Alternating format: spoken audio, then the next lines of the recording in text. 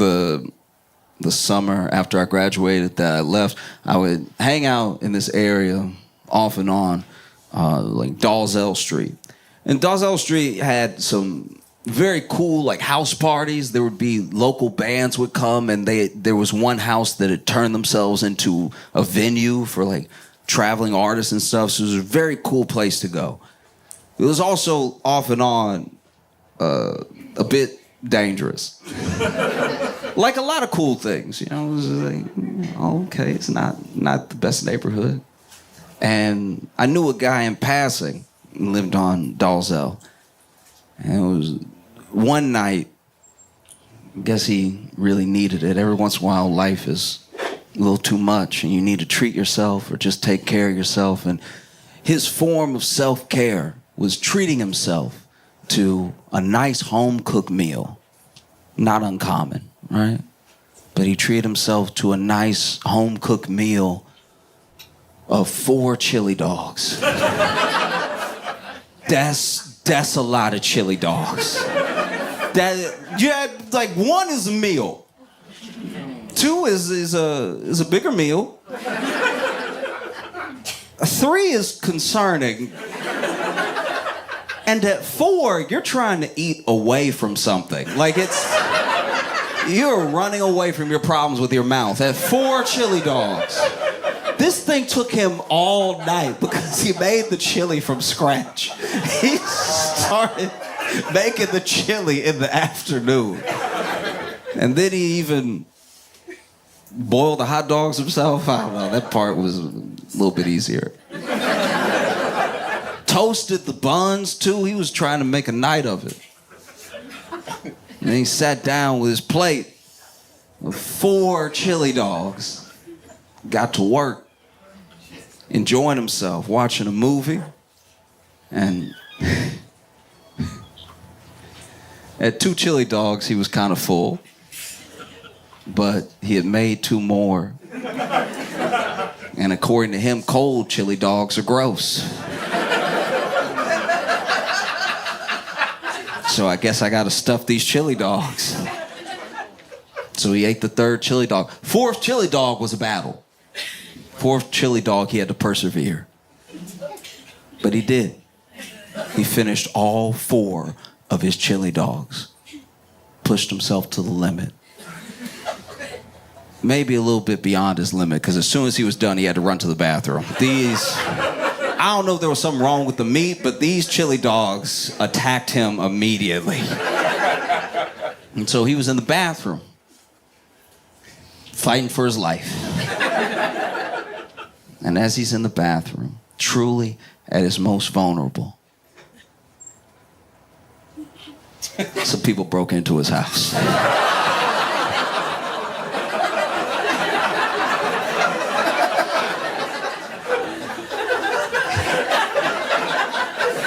That's a tough one, because, like, what do you do?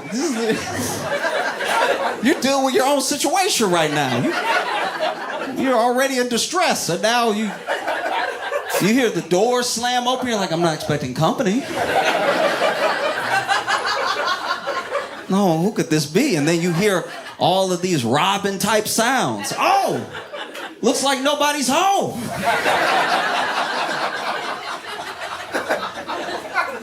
Now what do? You just sit there listening to them.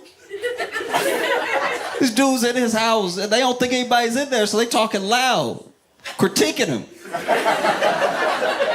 They're walking around the house. Oh, this is a big TV. Wow, this is a nice model and everything. He got Gone with the Wind on DVD?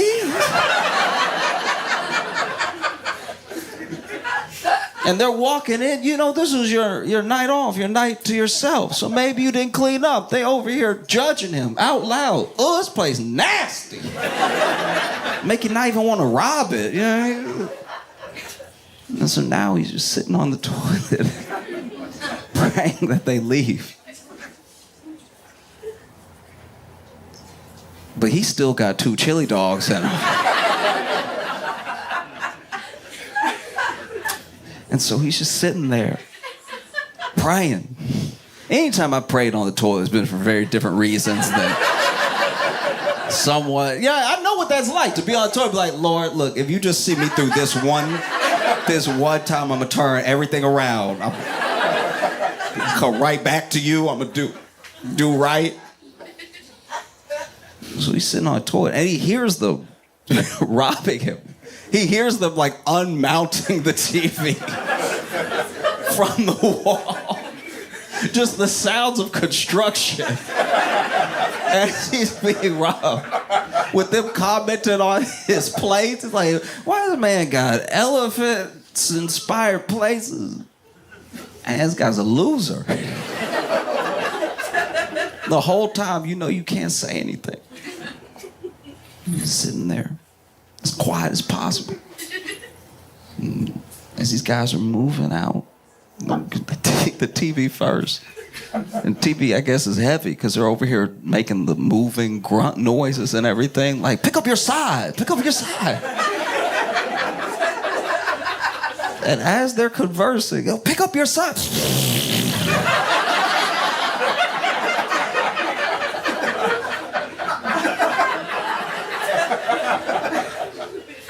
He couldn't help it. He's still full of chili dogs.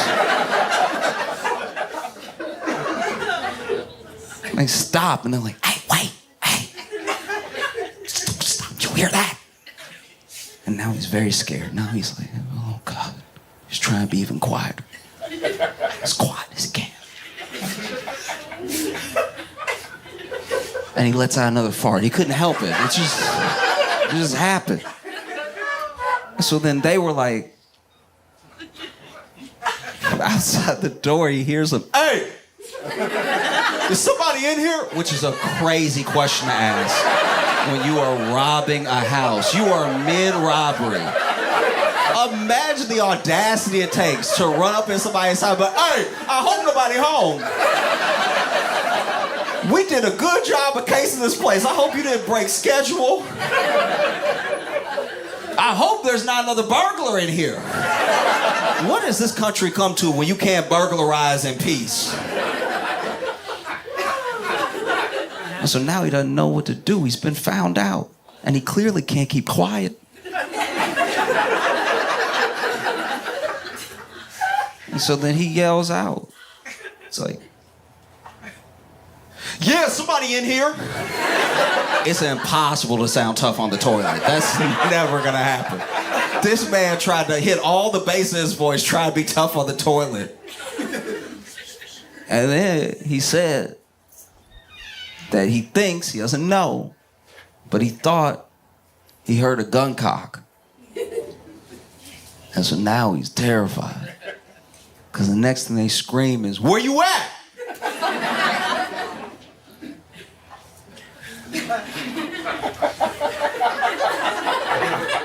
And I don't know why he said it.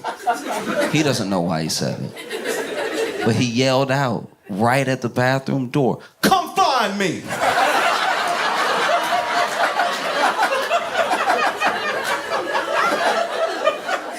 Sir, what is your plan? What exactly is your plan? That they will bust open the door and you'll turn around? Like, what?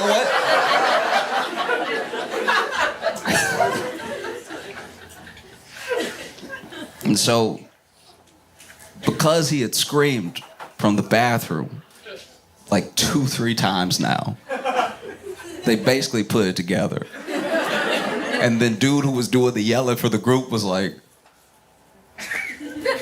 you in the bathroom? Totally different dude. Dude, I guess next to him, ugh!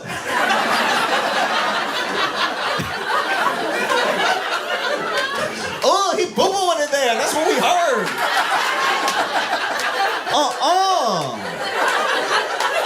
Oh, you nasty. Once again, a wild thing for a burglar to say to you in your own home that they broke into. Oh, you're doing bad stuff in there. Oh, you need to get your life right. Gone with the Wind on DVD. They didn't know his name. And then, yeah, basically they just proceeded to rob his house. There was nothing else he could do. He still had a chili dog in him. And so now all he just hears is the sounds of things leaving his home as he screams, hey, stop stealing out there. Hey, cut it out. That's gotta be a tough position to be in, you know? Because then, you know, he finally finished up and they were gone. His house was in shambles and everything. And now what do you do? Now you have to call the police and tell them exactly how everything went down. You can't even give a good description. Just be like, he sounded 6'2", so look for somebody 6'2", strong enough to carry a TV with a partner. Yeah. Every once in a while, something happens that is, in and of itself, like pure comedy. It's like a gift. A thing that happens that's like, it blows your mind almost. It's pure comedy. It makes you take a break from everything else that's going on, and it brightens your day because, once again, it is pure comedy through and through. This Afroman trial has been pure comedy. Like,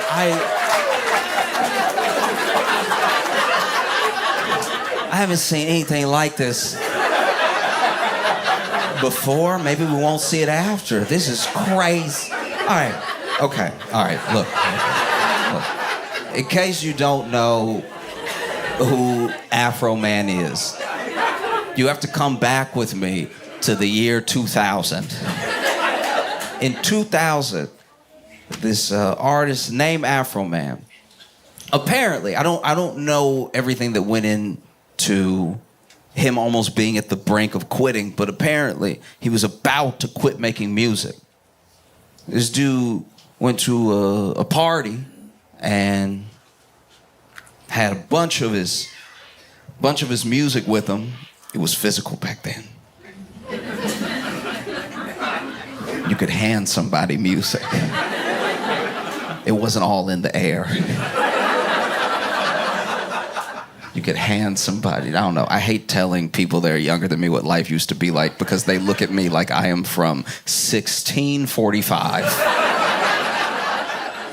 Having to explain a CD to a person should be a hate crime against...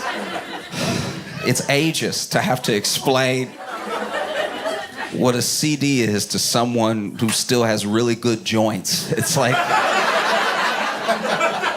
It's infuriating. It's like their skin is tight and they don't know old technology. Infuriating. And so, yeah, he shows up at this party. He's got a bunch of his music with him, and he's straight up just giving it away. He's just handing it out. Just, here, you can have it. You know? And people took it, and one of the songs on the CD that he was passing out, maybe cassettes.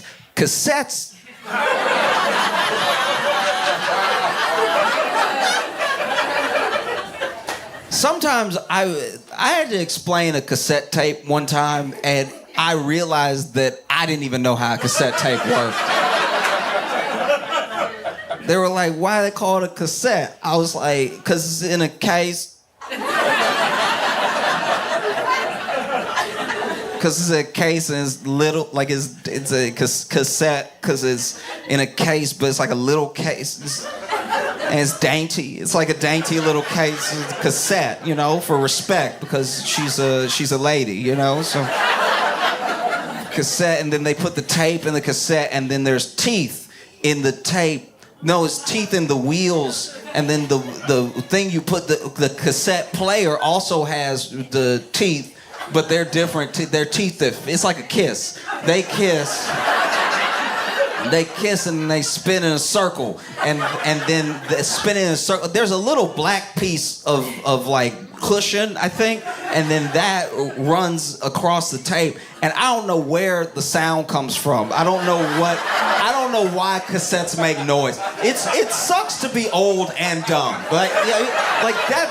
I think that's why we end up hating young people, because it's not just that you have to explain a thing from before. You realize you don't know how the thing from before worked. I don't even know how CDs work. That blew my mind before, during, and after, where I was like, why is this plastic disc making noise? There's no needle. In fact, if you scratch it, it stops working.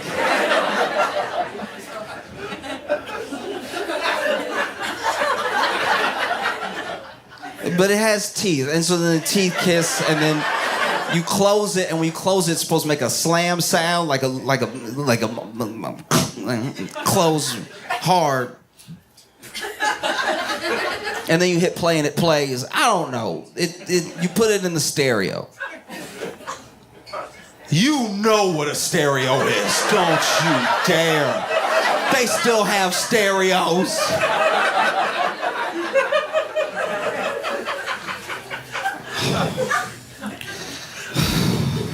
A stereo is a Bluetooth speaker before Bluetooth. Okay, back before blue or teeth, there were stereos.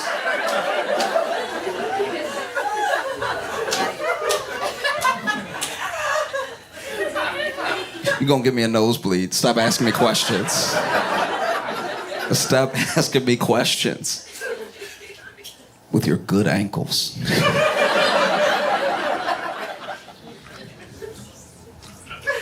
Afroman was at a party.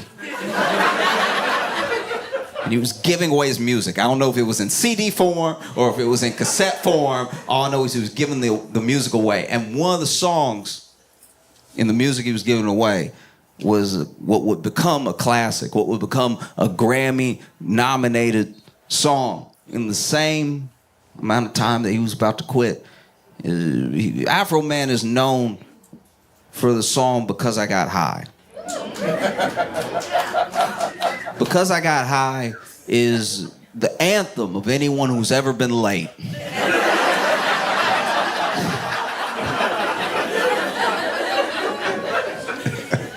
No, Because I Got High,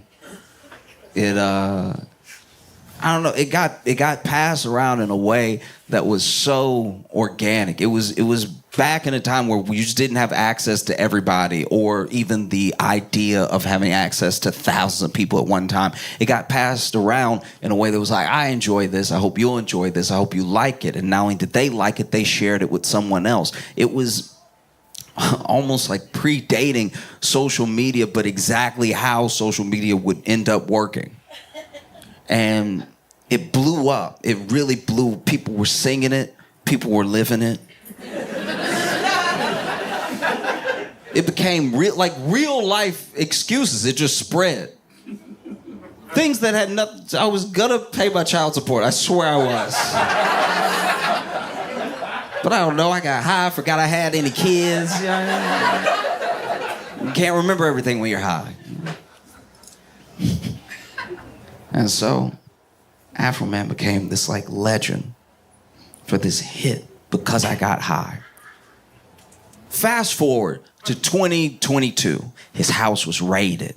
Now, his house was raided off of claims made by an informant. I didn't even know that this is kind of how the justice system works at all. I didn't know that an informant can just say a bunch of stuff about you and the police will be like, really?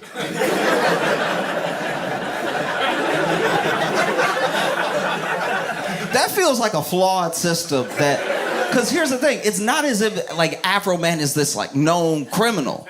So then for an informant to just inform on a person who's minding their business and then the police follow up on that and get a warrant from a judge that seemed wild. That could just happen to any one of us. Someone that you don't know. You could be doing this. You could do this. We all hate people. It's wild this doesn't happen more often. We know who we hate. Just make up a bunch of lies and be like, I just want to, as a concerned citizen. That's insane. And so basically this informant says that Afroman has a ridiculous amount of keys and keys of drugs in his possession. Right? And so police follow up. They get a judge to sign a warrant and everything. And look, if someone's accusing you of having a lot of drugs in your possession and you're known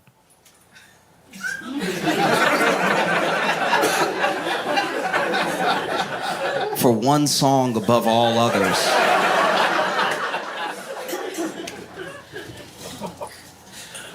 not looking good. And then they even said that he was like a trafficker and that he had some people in his torture sex dungeon. Yeah. And so the police, they run up in there and they tear open his gate to his property. They knock down his door. They come in like AR-15s, like a full raid, because they're expecting to find like everything that was supposed to be at Diddy's house. And so they rip open the gate to Afroman's property, and then they bust down the door. Door goes flying, right? They rush in. They've got their guns and everything. And Afroman's not home. He sees what they're doing because he has these surveillance cameras that are all over his property and in his house, right? So he sees the police rush in. And there was one officer in particular. This officer rushes in. He's got his service weapon in hand. He's looking around in case anything druggy or sexual is happening. And then he walks through the kitchen.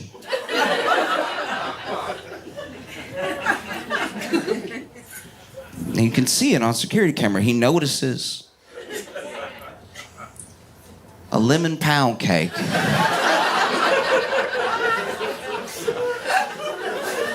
And he doesn't just notice, he stares at it. Really looks at the lemon pound cake through and through.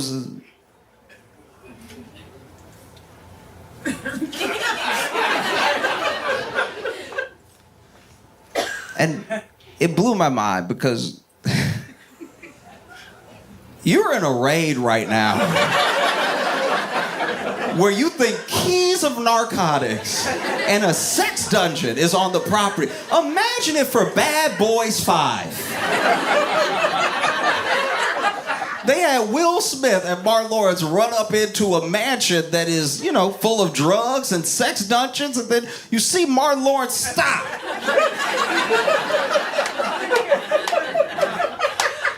Like, okay, look, I know there's drugs. I know there's trafficking happening, but look at you, Lemon Drop. How you doing? No, because look, I don't know what was going on in the officer's mind. I don't know what was playing in his head or anything, but he was looking at the pound cake like,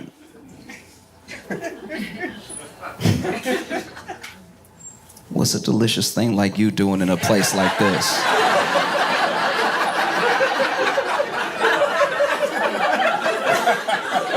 You know what I mean? I could take you somewhere special. I could take you somewhere. I could save you. You don't have to live like this, all right? Because he looked at it, a little too long. Looked at the pound cake longingly and then moved on with the raid. And they tore up Afroman's house. That's what happens in a raid. You're looking for stuff and they don't have to be gentle, so they're not. They can tear it up, and so they do. And so they tear up his house and going through his suits and everything. They even find his security cameras and they cut the connection to him. Right? They find his cash that he has in the house. They take all of his cash that they find. And yeah, they end up leaving. But Afroman was like watching the thing. He was watching the whole time. Doesn't know what's going on. Doesn't know there's even an investigation into him. Because once again, he's not being charged with anything. He hasn't been arrested or something. They just ran up in his house. Apparently no knock warrant. That's crazy. And he's watching it. Maybe on his phone, maybe his laptop, I don't know. But he's just sort of watching them go through his house like, hey! Hey! He probably felt as powerless as somebody sitting on the toilet while their house was being robbed. They're like, hey, cut that out. What you doing? And the police, by the way, they don't find anything. They don't find anything. They don't even find any narcotics. Which for an artist who's known for a song, Because I Got High, is almost a little disappointing. It's like, all right, I don't know if you're really living the lifestyle then. They don't even find a sex dungeon with trafficked people in it because Afroman's house doesn't have a basement. There was no... Yeah. Didn't look at a blueprint or anything. Just ran up in there. Where's the dungeon? No, Afroman's furious, as you would be. These people broke into your house, busted down your door, ripped open your gate. You were minding your business. I think he was in Chicago for a show. And he wasn't there, but his family was. You know, his wife and kids there getting like AR-15s pointed at him and everything. That's gotta be traumatizing. It's gotta be something you never forget. And then Afroman asked, you know, because he at one point he was FaceTiming with his wife, the police that were there, because they want him to open his safe so they wouldn't have to rip it up out of the floor and everything. And so he gives them the combination of the safe. There was nothing in the safe, like he didn't have anything in there. And he asks the officer, he's like, okay, so am I under arrest? Like, is there a warrant for my arrest? Something. The officer's like, no, not at this time. He's like, am I being charged with anything? He's like, no. He's like, all right, well, y'all gonna help me fix my door? The door's on the floor. And apparently, according to Afroman, in several interviews, he said over and over again that the officer, Randy Walter, looked at him and smiled and said, we're not required to do any of that. And Afroman said he didn't know what he was going to do at the time, but he knew he had to do something. He was just infuriated. It's one thing to do it. It's another thing to not apologize. It's an entirely different thing to seem like you enjoy it. And he had no idea what to do. I think a lot of us have been in that position before, where it's like people with power exercising it or abusing it, and getting some glee out of the fact that you can't do anything about it. And so he was like, what can I do? He said, I felt like a powerless black man in America. What can I do? I guess I could make songs about all of them.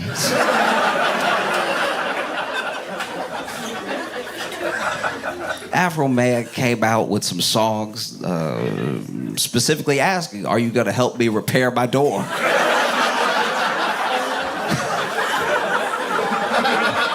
Oh, go check it out. It's a banger. Afroman also came out with a song called Lemon Pound Cake. Because like me, he noticed the distasteful looks this officer was giving the cake. Made a whole song about it. And then, in I guess not so much of a plot twist for, once again, the American justice system and how government works, the police were very upset with these songs. They're very, very upset. You know, Afroman was out here calling people Gomer Pyle. He was saying the judge looked like Droopy, you know. He was over here disrespecting them, their families. He did his research. Anything he knew about them, he was putting out in the songs. Everybody was very mad, and what can we do? We already tore up his house.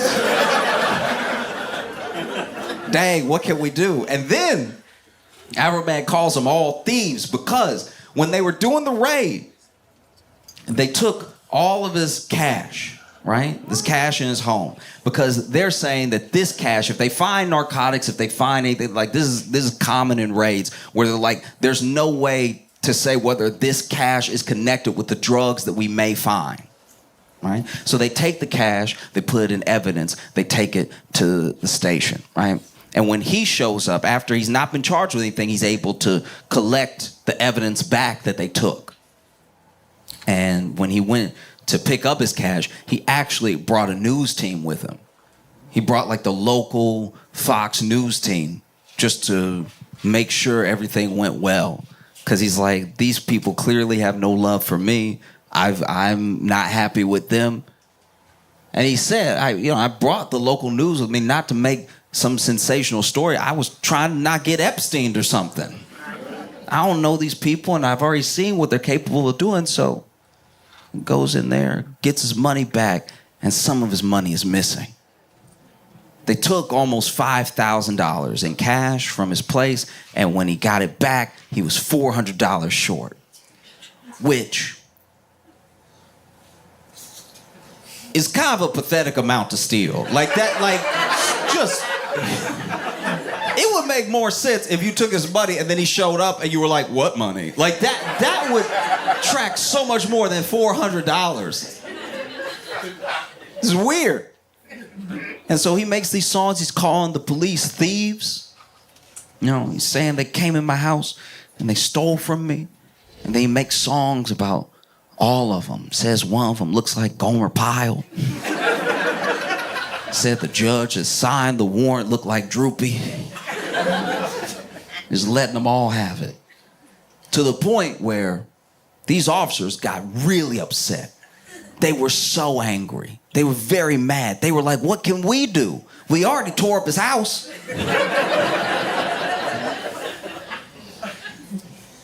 And so these officers banded together and they, in what feels like an odd attempt at justice, all got together and sued Afroman for defamation with his songs. And the problem with a defamation suit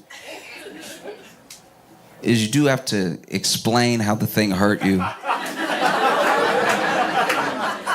You do have to walk us through.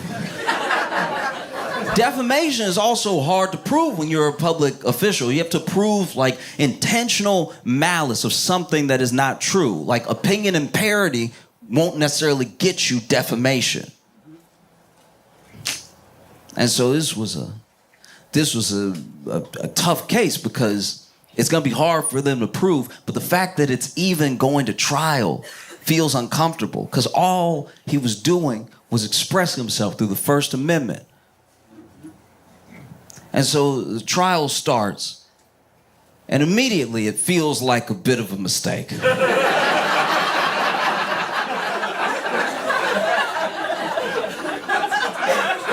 Because the officers suing him have to take the stand. And Officer Poundcake, who he had come to be called through the song,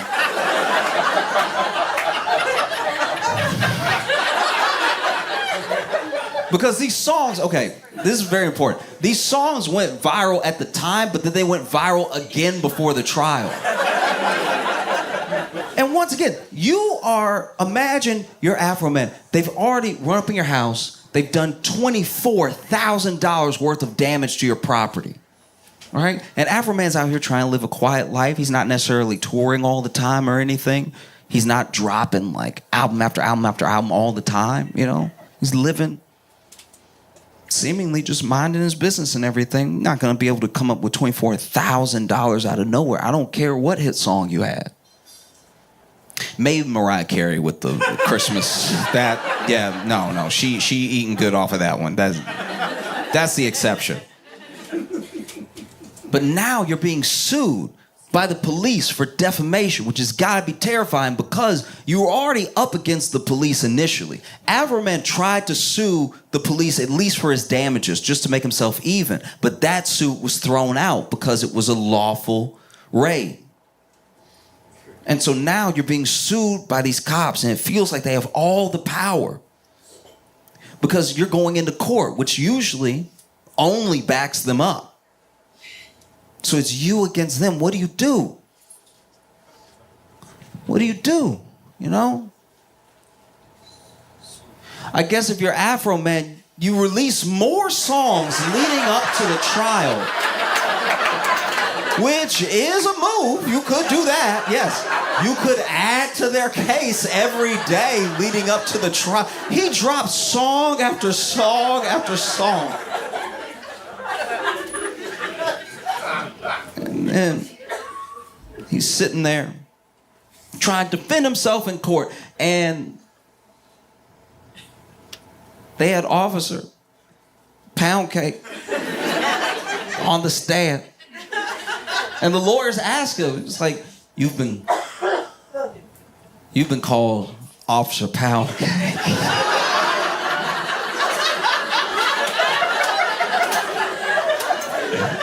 And he's sitting there, because look, all the cops that took the stand are trying to act super hurt. They're trying to act devastated, right? So all of them are doing their best acting. And so he's sitting there and he's like, yes, I've been called it multiple times.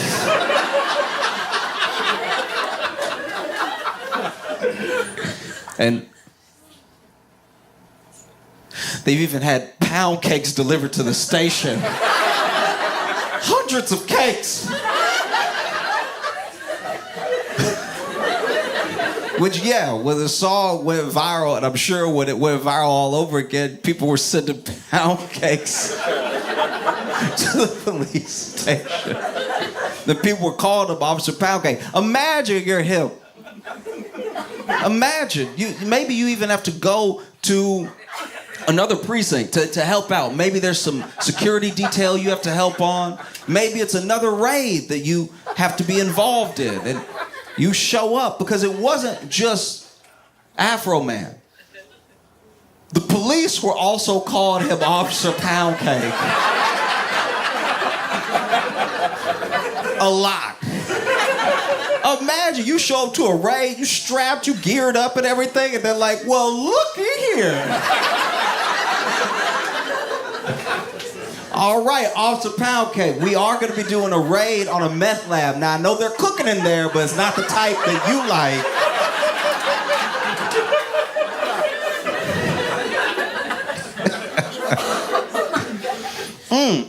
Be careful in there, Pound Cake. We got your back.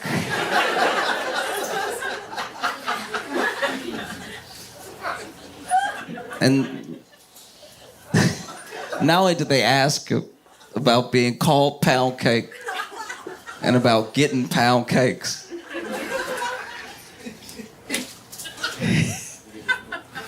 I don't know. I'm just, for a second, I got distracted because I was just thinking about, like, what if he's like, I can't believe the cruelty shown to me, sending me all these pound cakes. You know, it was defamatory, it was disgusting, and it was delicious. It was everyone.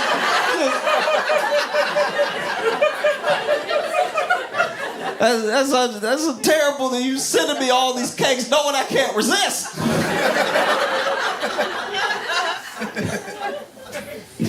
Just sitting there, eating a pound cake. Look at what Afroman did to me. Oh, it's the stickiest of the icky. It was so gooey. And so then they had a different officer on the stand. Everybody got a turn. But before they switched up, people giving their testimony, because it's such an important part of the trial and one of the root causes for defamation, they did have to play the entire song Lemon Pound Cake while he sat there and listened. This is the problem. Not since Drake have we seen a worse defamation suit where somebody just played themselves. This is terrible. He's sitting there listening to the whole song. They even played it a little slow so you can hear the lyrics.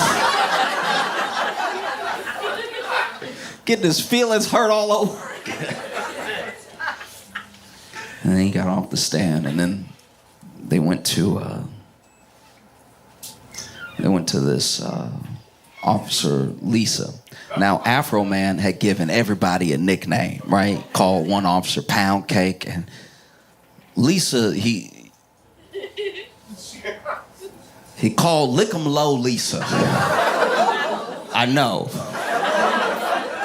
Went in on Lisa pretty hard. So the thing about listening to the songs is that Afroman's known to go long in a song. Probably because he gets high.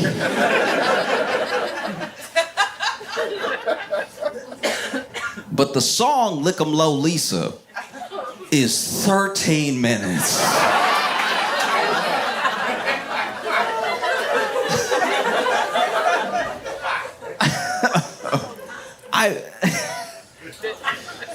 I'm not gonna lie, I didn't finish it. I was like, I only saw a portion, but the portion I saw, I was like, all right, you got her, I guess. I don't know. I'm not. 13 minutes is a lot. And, you know, she was on the stand. And they played her song as well. 13 minutes of the entire song. And she had at least what I consider to be some crocodile tears. Because once again, you have to, if you're trying to show defamation, you try and get a jury to believe you, got to seem upset. But the song made her cry initially. But the song is 13 minutes. 13 minutes is a very long time to pretend to cry. Even kids only got like 8 in them. You know what I mean? And so every time they hit the chorus, Lisa tried to cry harder. He'd say, lick 'em low, Lisa.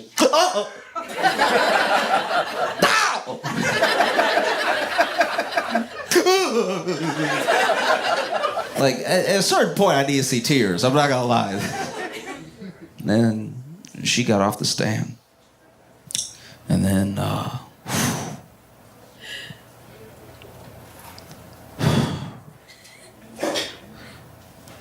an officer took the stand that Afroman said looked like Quasimodo.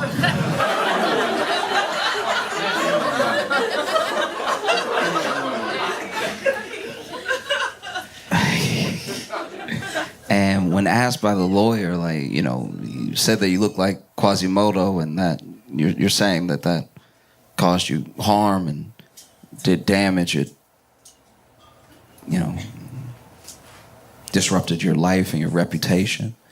And this man went, yeah. It's like that sound. I know that's not what Quasimodo sounded like in the movie, but it does sound like how he should have sounded, though. That's a crazy spot on the out. And he was like, but you understand that the song is a parody. Obviously, Quasimodo's a fictional character. Yeah. And the lawyer's like, well, you know, it's clearly a parody because Quasimodo's a fictional character. You know Quasimodo from The Hunchback of Notre Dame. He's like, I don't know, I never watched it.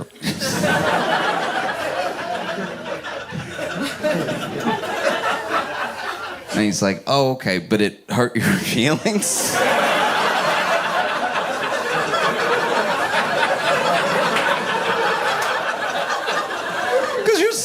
Experience extreme emotional distress. You're saying you've been defamed, but if you don't know the source material, how do you know it's not a good thing? Like, how do you... It's like when you're really... It's like when you're not smart and someone says a big word around you, so you take it as an insult. It's like, whoa, whoa, whoa. What do you mean by fantastical? All right, you coming at me? Because we can square up if you feel like it. And then, Randy Walter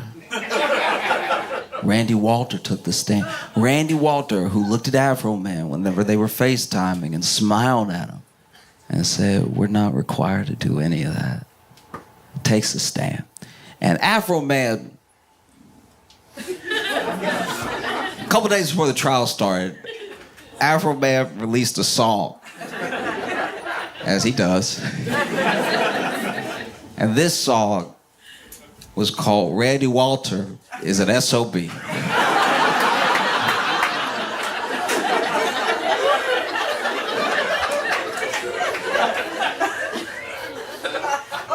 And in this song, Afroman says that he had slept with Randy Walter's wife. Now, if you're unfamiliar with hip-hop, this does happen where people claim to have slept with the wives of their enemies.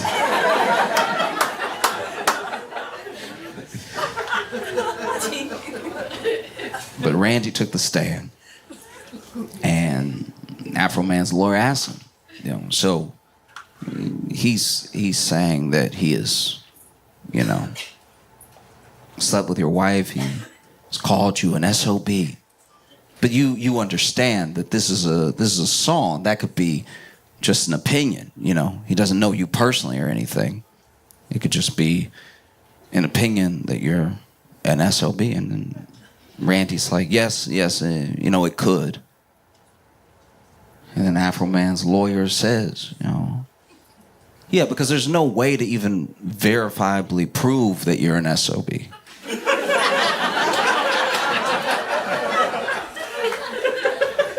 And Randy, for some reason, says, no, sir, she's been dead for years.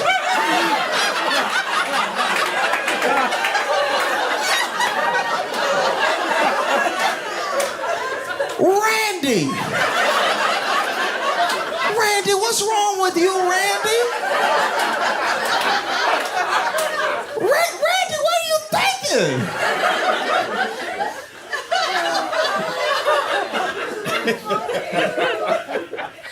Randy! And then his lawyer immediately laughs immediately, like right in his face. He's like, I'm sorry. I'm sorry for your loss. I really am. Oh. But my client said that he slept with your wife in jest. Like he was making a parody of the situation. And he's like, and it caused me extreme emotional distress. He's like, I understand that, but he's doing a parody. This is what he does. He makes funny songs and everything. And there's also no validity to it. Like there's no proof that he slept with your wife. Then Randy, for some reason, says, I don't know.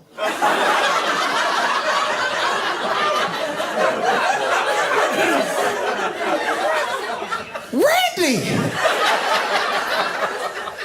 What do you mean you don't? Randy!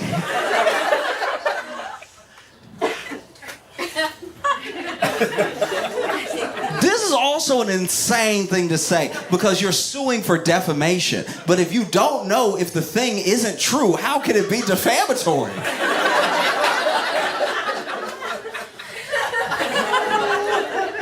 I know the other cops also suing for defamation were sitting there like, Randy!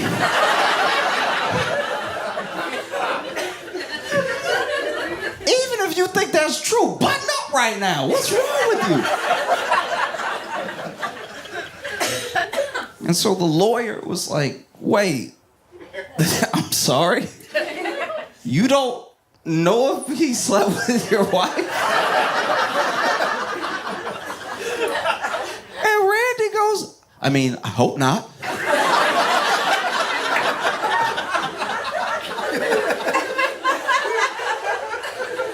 I mean, you know, we've been together 28 years. All right? Been with that woman since middle school. I would hope she wouldn't do anything like that. But once somebody puts it out like that, it's out. And once again, Afroman's lawyer's like, wait, what's happening here? Like, oh, wait, are you telling me you can't verify whether or not, as a fact, it happened or not? And then Randy goes, oh, you want to go there? This is where you're going, Randy! Randy, we're following your lead. Randy, what are you doing? I'm sure Randy's lawyer was even like, Randy, what are you doing?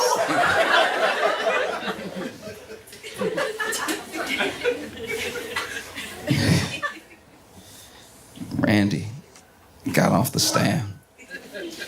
And there was another officer that took the stand, suing for defamation, remember? And he was the one that Afroman said looked like Gomer Pyle. And that he had a receding hairline, hence the Gomer Pyle. And the lawyer asked what about these statements was defamatory.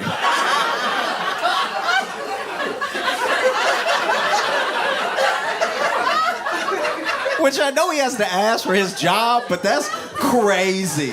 That's crazy. To be like, this person is suing for defamation, and then you get him on the stand, and then you're like, my client never lied, though. Look at him. Look at him, though. Look at And then he says on the stand, was it defamation when he said that you look like Gomer Pyle? And he's like, no. Are you suing for defamation because he said you have a receding hairline? And he said, no. Which, receding is gracious. I'm just saying, that man's hairline is a secret.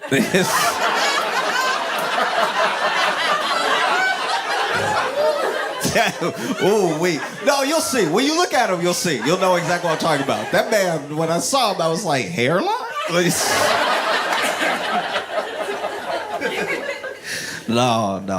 No hairline. That man can't grow. You know, because the Afroman says, like, you 20 with a receding hairline. And I was like, oh, I hope he's not 20. You'll know what I mean when you see him, but woof. Because he got one of those ones that it can only grow, like, right in the, like, back only. Like it's only growing in the past. Like it's... Like, my man can only grow a cape. Like,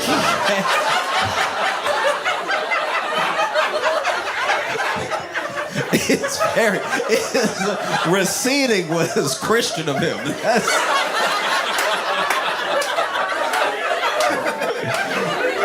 Receding is crazy. And then they had the cop take the stand. They had the cop take the stand who counted the money. This almost $5,000 with 400 missing. And they asked him about it because he's the one that wrote it on the bag and everything. It was a different officer where it was supposed to be in his possession the entire time, but they show on body cam footage of the actual officers that he left it.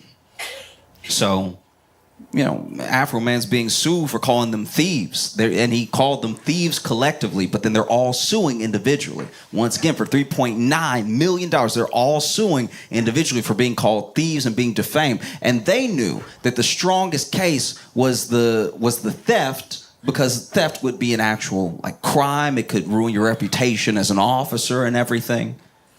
And all the other stuff is just too funny, I guess, to throw in there. But they put him on the stand, and this man, basically, the way I interpret it, gets up there and in not so many words, but a very long testimony, admits to everyone. I can't count, y'all. Like that,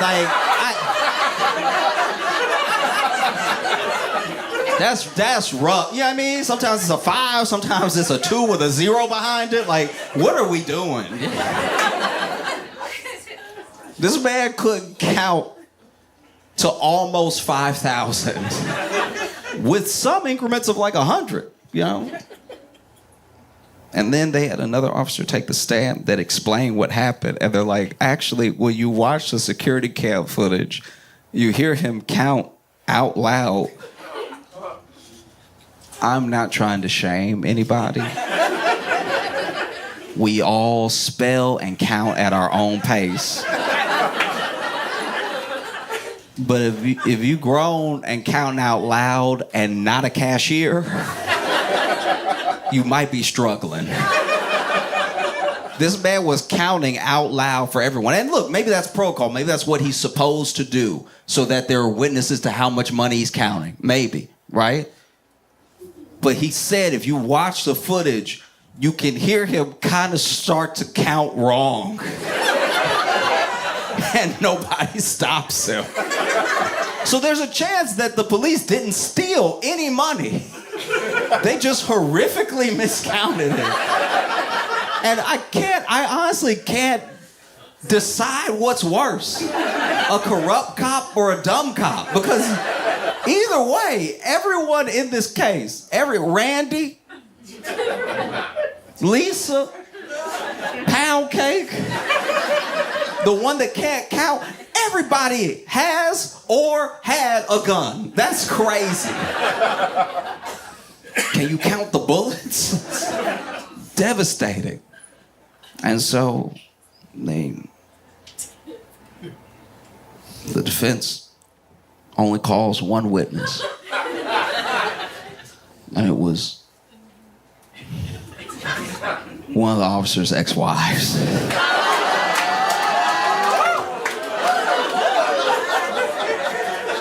Because one of the claims that he made towards defamation and towards, pain and suffering is that these songs, this music, this supposed art that Afroman was doing destroyed his marriage. You broke us up.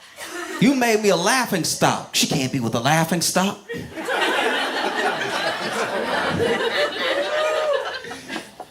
You ruined my marriage. My wife left me. And so then his ex-wife takes a stand.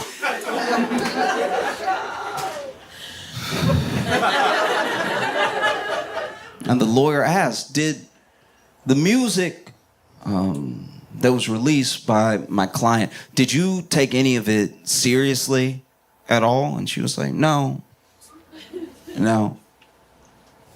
It's like, did you feel like any of it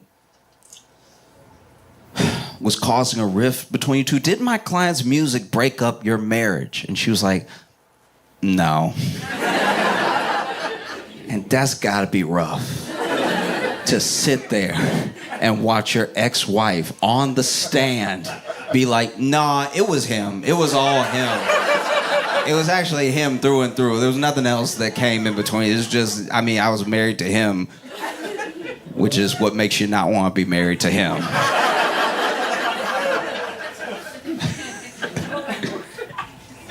And then Afroman took the stand. And Afroman, by the way, had been showing up every day to court. He'd been showing up in an American flag suit that looks like a Kid Rock fever dream. This suit wasn't just the American flag. Like, it wasn't one flag. It was 12,000 flags. Probably had flags in flags. Had a flag tie on. He even had sunglasses on that had like a foil of them, of the American flag. Showed up, afro all picked out and everything. looking pristine, spherical.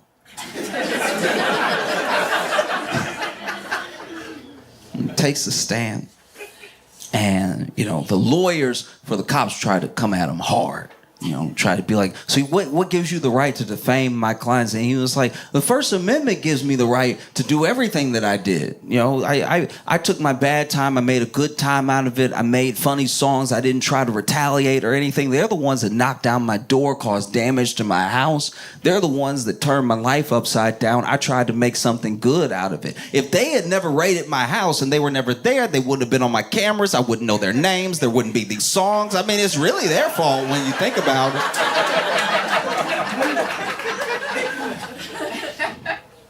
And he just let them have it. Every time that they tried to put it on him, he reminded them, oh, what was I under arrest for again?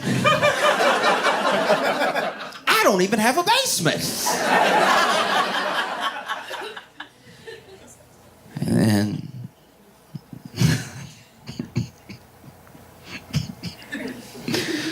both sides had their closing arguments. And that's when it would be hard, in my mind, to be a lawyer. Like, imagine you're defending Afroman in this case, and you've had a ton of fun.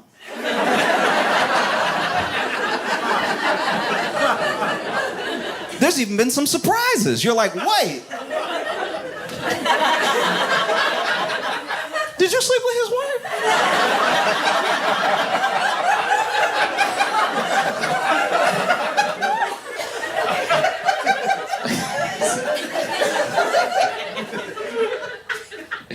Because, that was a very weird part of the trial. Because that testimony went so off the rails that he was like, so, are you upset because he's making something private a public matter? And then Randy goes, yeah, if my wife was sleeping with him, it would be a private matter.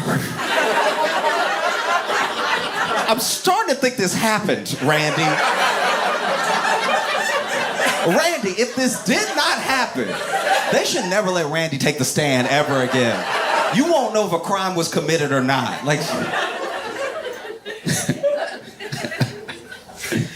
But yeah, you're the lawyer for Afroman. Wrapping up the trial, it'd be so hard. It'd be incredibly difficult to not just make your closing argument.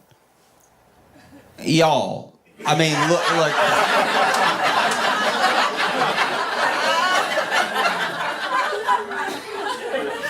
And so next day, Afroman shows up to court, been in the suit. Can't stress this suit enough. I haven't seen one like it before. I'll never see one like it again. He must have been hot in that suit. There's no way. Gotta be burning up in that suit. And to top it all off, he had a mink coat on. A white mink coat. And the jury decided pretty quickly that there was no defamation.